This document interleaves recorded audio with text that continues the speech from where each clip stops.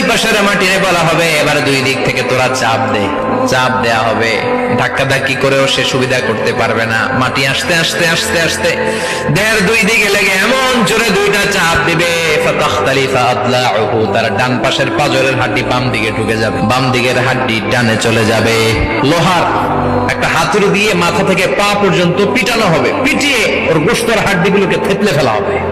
বিশ্বনবী বললেন এই হাতুড়ি দিয়ে পিটানোর শাস্তি, কবরের চাপ দেওয়ার শাস্তি চলতেই থাকবে হাত্তাল কিয়ামা, কিয়ামত পর্যন্ত। এজন্য আল্লাহ বললেন, গোলাম দুনিয়া নিয়ে পাগল হয়ে থেকো না। এই দুনিয়ার জীবন আসল জীবন নয়, আসল জীবন হলো কবরের জীবন। জোরে বলেন ঠিক কিনা? কবরস্থানে দাঁড়িয়ে চিন্তা করবেন, এই জায়গায় আমারও আসতে হবে। দিন যাবে, রাত আসবে, বৃষ্টি হবে, শীত আসবে, কেউ আমার দেখতে আসবে না, একা থাকতে হবে। ওই কবরের জীবনের সামান গোছানোর দরকার আছে না নাই?